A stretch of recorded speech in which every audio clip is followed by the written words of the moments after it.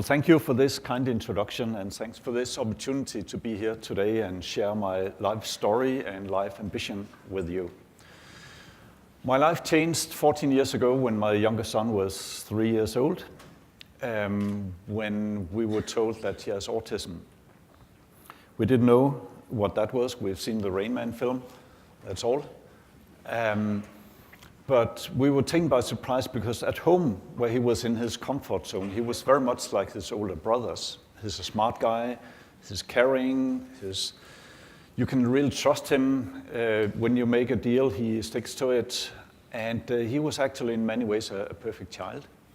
But in the kindergarten with 30 kids, high activity level, he seeked the quiet corners, he seeked the swings in the garden. And if he could get a swing in the garden, he could sit there for half a day and be happy.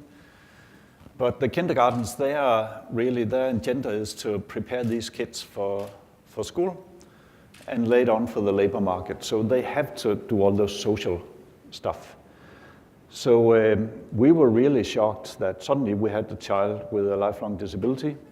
We were told that we as parents have to forget the plans we have made for our family. Now it's about helping Lars, because he would probably risk being bullied in the school system, being a dropout of the education system. And the labor market would ask for his flexibility, his empathic skills, his teamwork abilities, his ability to promote his own ideas, organizing his own time. And he would never get to the part where he could tell about what he's good at. So what do we do as parents?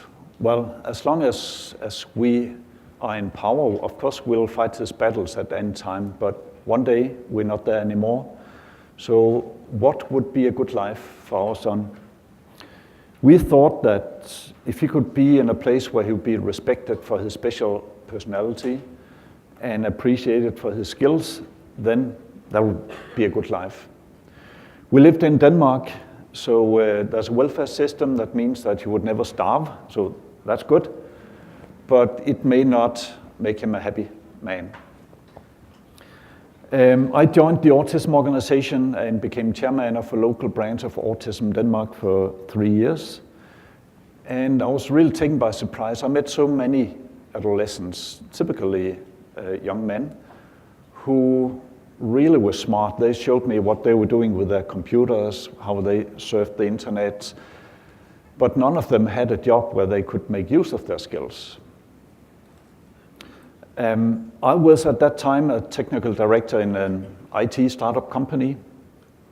So I could see that a good memory, attention to detail, pattern recognition skills, a structured way of thinking and working, perseverance in repetitive actions would be fabulous for tasks in the IT sector like software testing, quality control, data analysis, data mining, data management. And it's hard to find people like that. So I was so puzzled. There are all these people who have a lot of skills. There's all this need in the IT sector. Why is it so? Why has society made this divide in between these skilled people and these vacant jobs? So I suggested to my wife that I would try to see if I could do something in that gap, establishing a company that met the people, the needs of the people with autism so that they could do what they are best at instead of trying to figure out how to meet the social expectations all the time.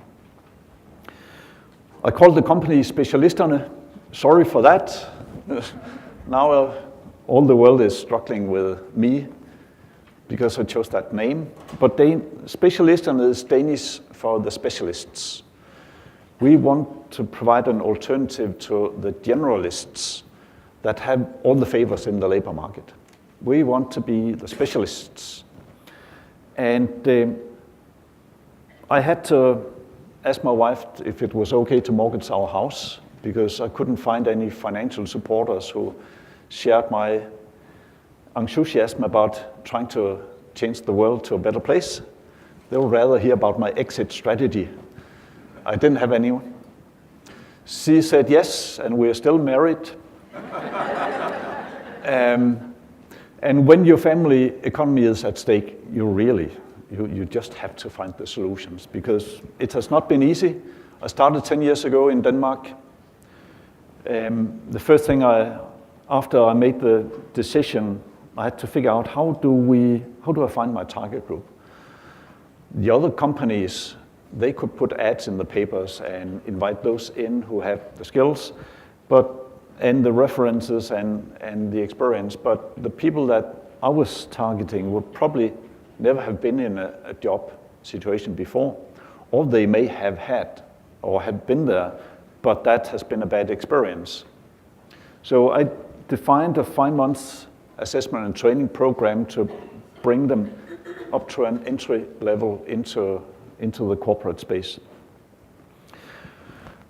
After that, I established a business consultancy where we hired people who successfully went through the training, and where we knew that there were jobs in the IT sector, software testing, quality control, data entries, logistics, programming jobs. Later on, we established a 3-year youth education transition program for adolescents who are between 16 and 25 years old, who do not fit into any other youth education, even with special support. Because this is really the big, difficult time for adolescents, the transition between the school system and the labor market.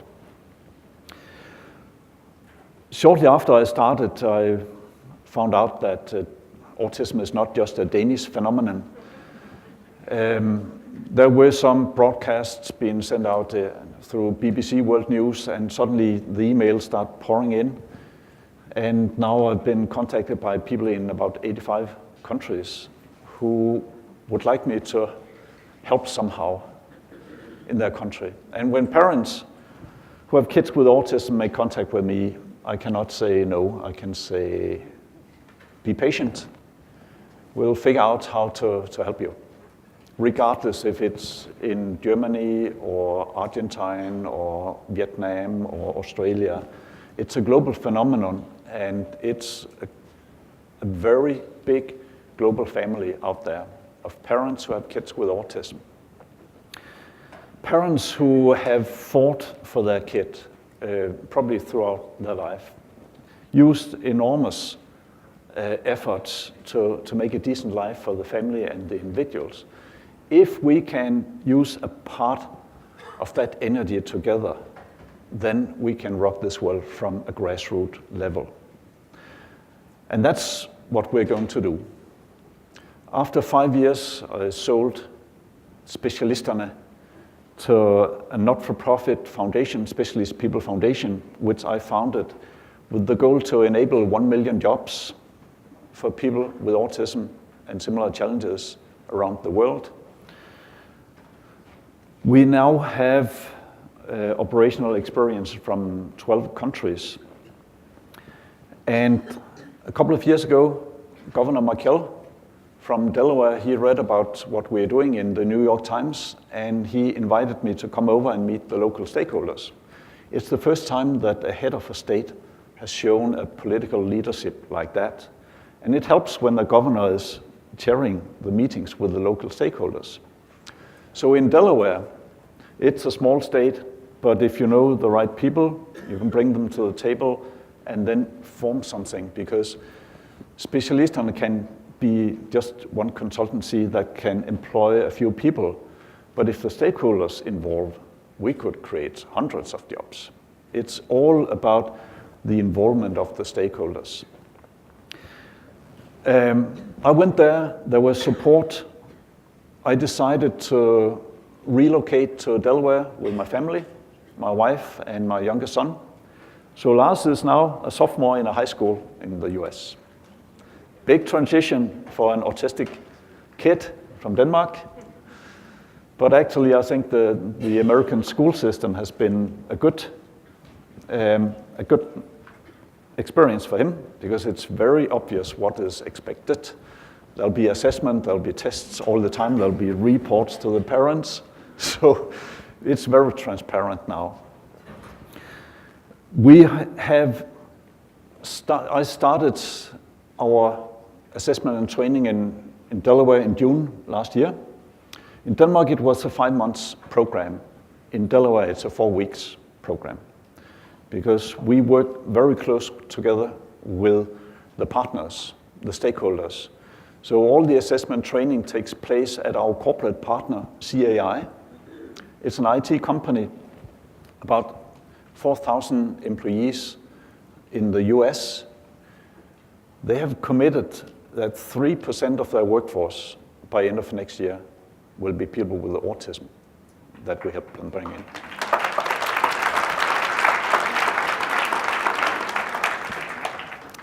That's more than 100 people. That's phenomenal.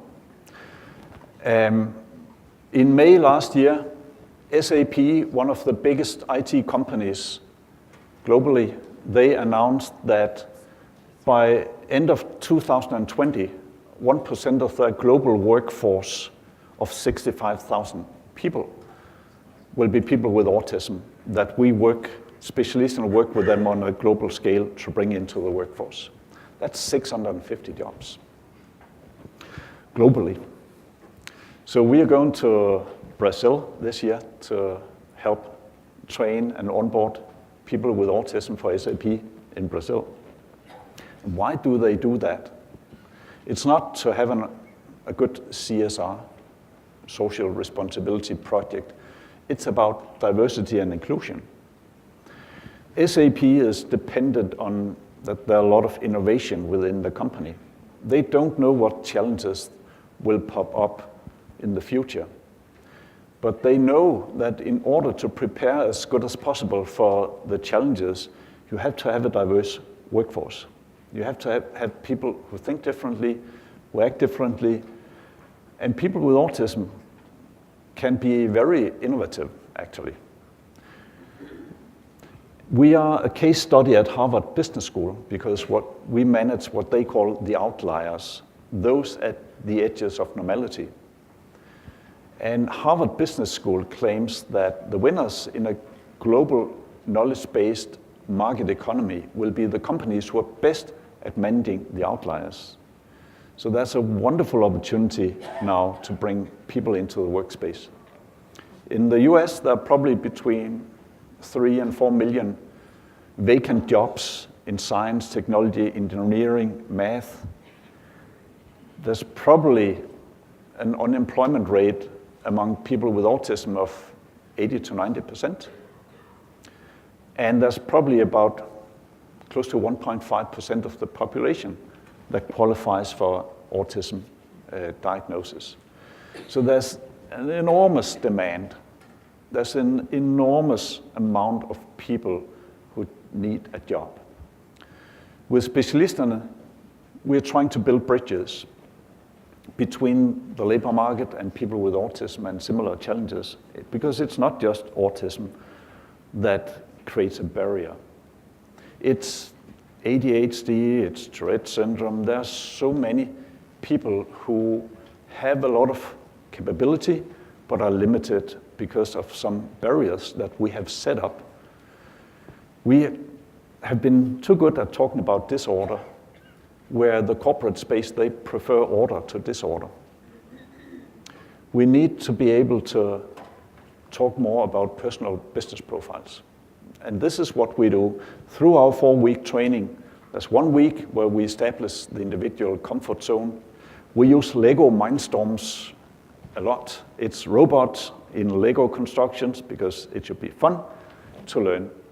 And we need another window to people's personalities, because we cannot just interview and find out what's this profile.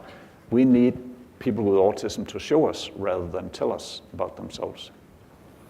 We do a lot of stuff that not many expect that people with autism are good at. We train project work, we train teamwork.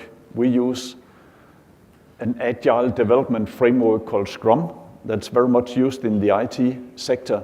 It's all about flexibility, dynamics, negotiating new ideas, brainstorming, stating your point of view.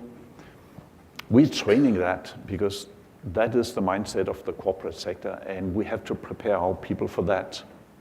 We train what's the assessment of the skill sets that we normally expect among people with autism, like good memory, pattern recognition skills, attention to detail, perseverance during repetitive tasks, out-of-the-box thinking.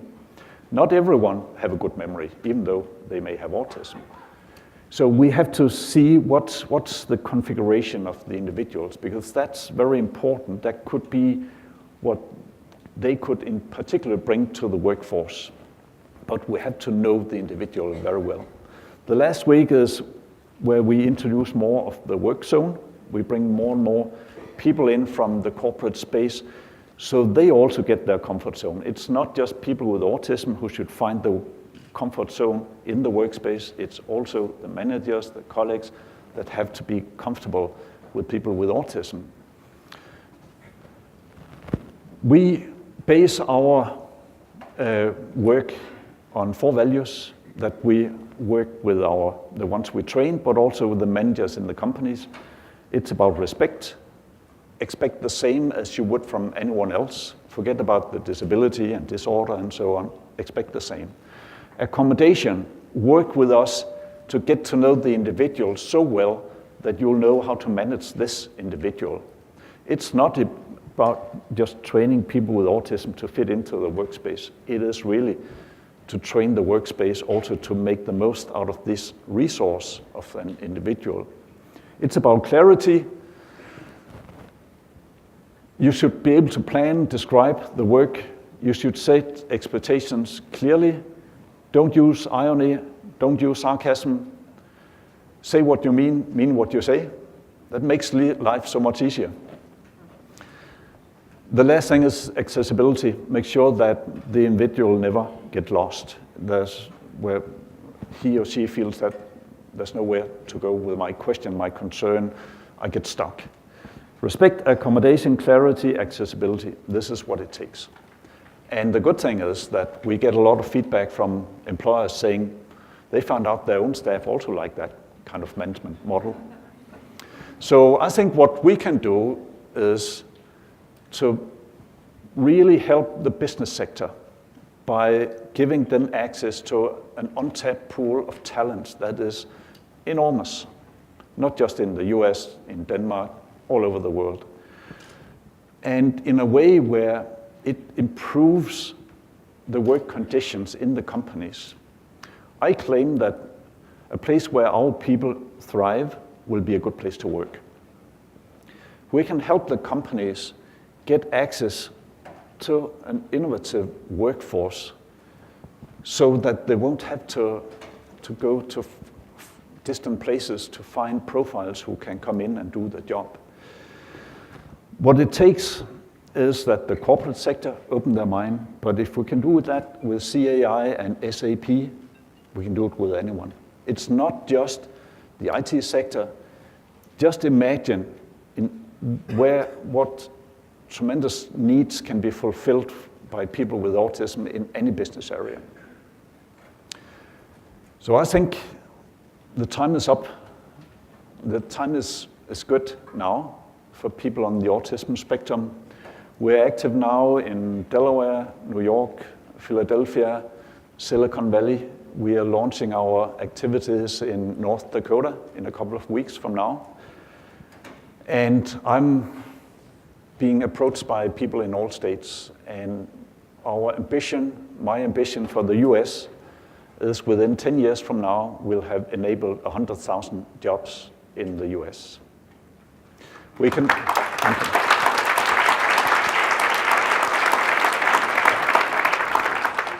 This is a modest goal out of the 1 million job global goal, but I think we can do it here. I relocated to the US because this is where we can make the biggest change right now.